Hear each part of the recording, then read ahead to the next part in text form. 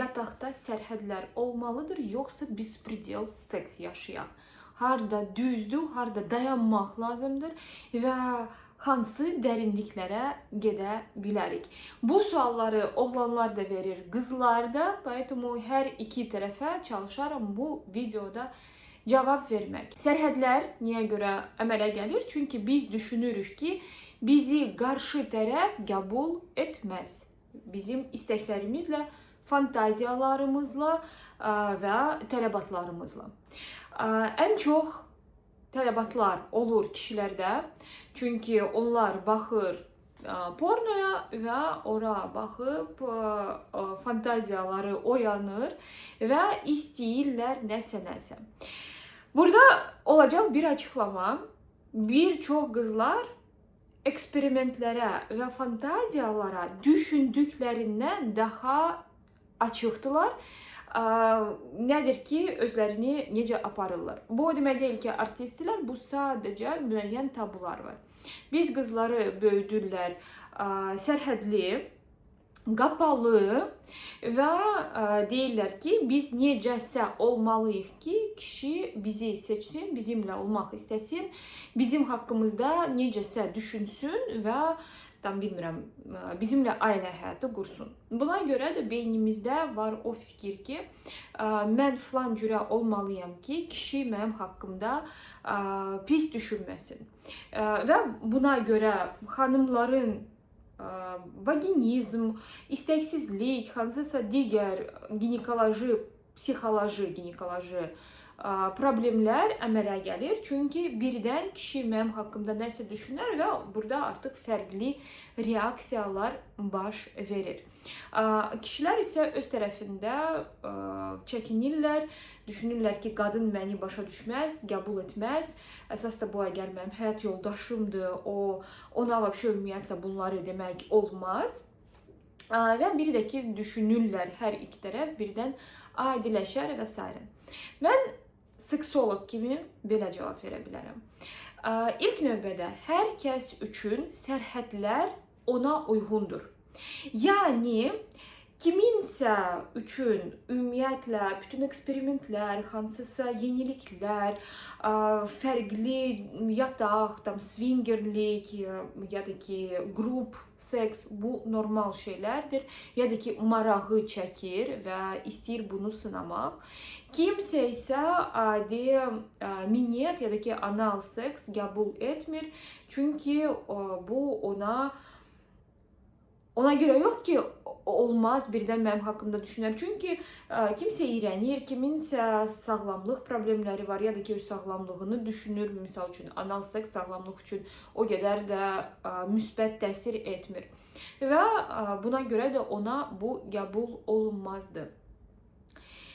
Maraq itirmi sərhədsiz seksdə? Bu eyni şey, əgər mən desəm ki, bir hansısa yemək növü və şvedski stol.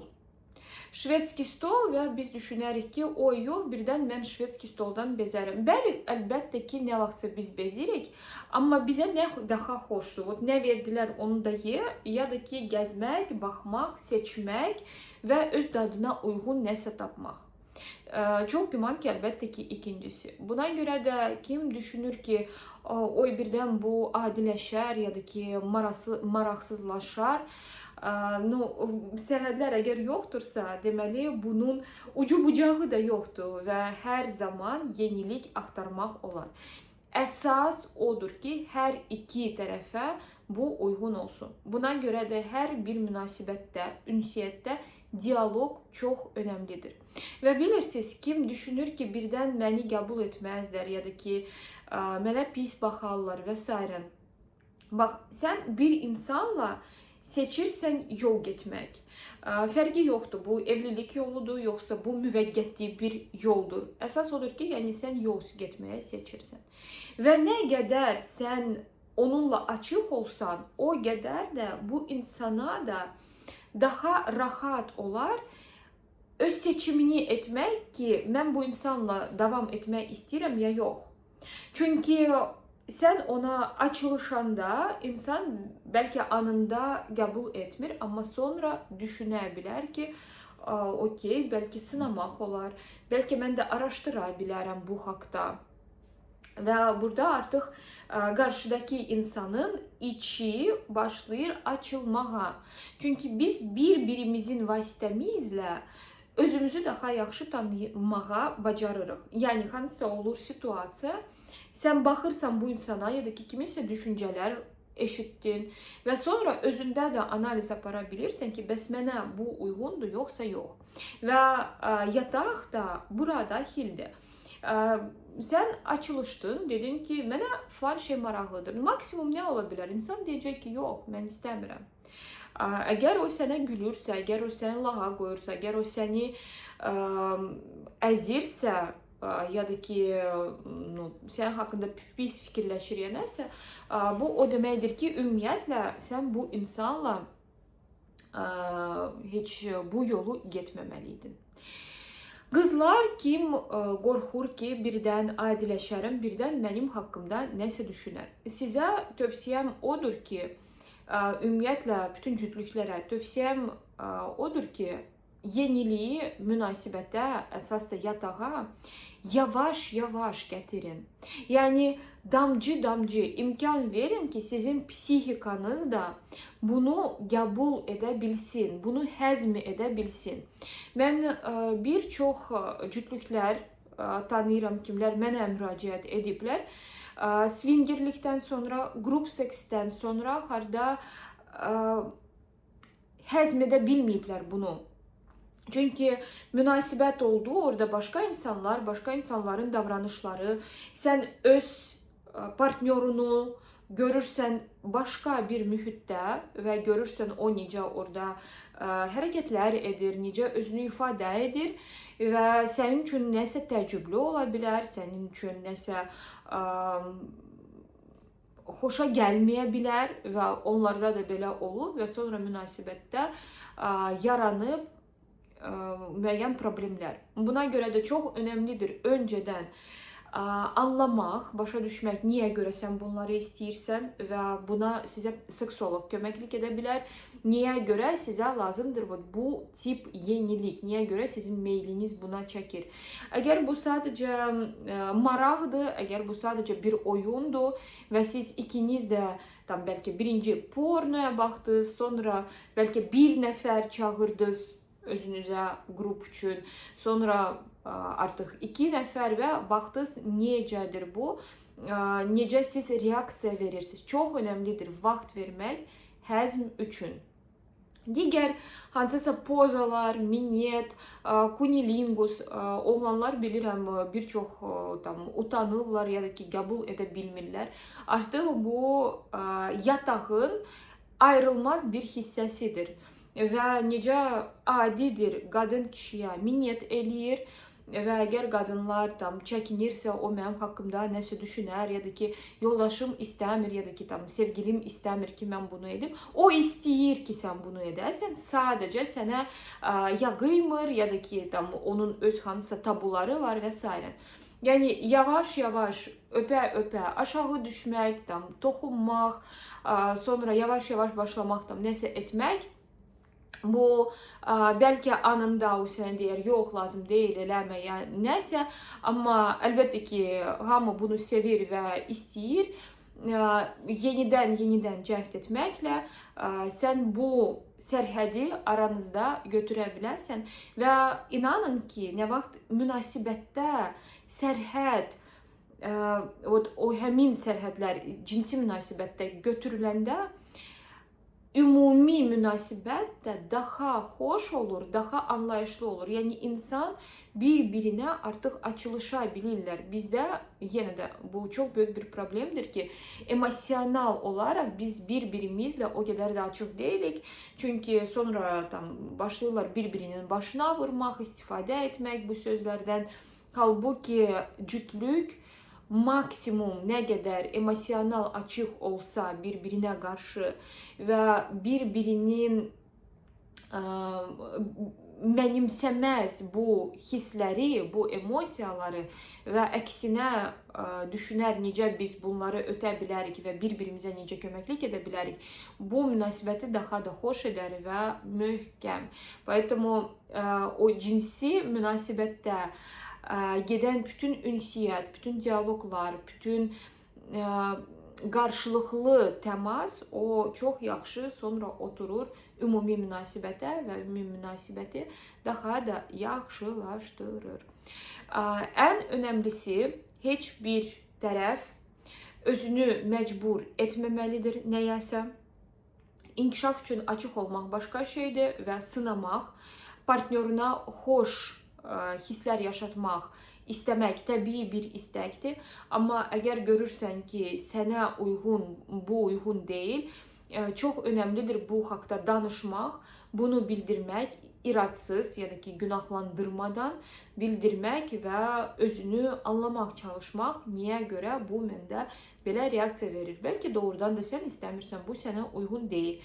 Ya da ki, hansısa bəlkə özündə travma tapa bilərsən və onun üzərində işləməklə sonra bu məsələni aradan qaldıra bilərsən. Bir-birini eşitmək burada çox önəmlidir.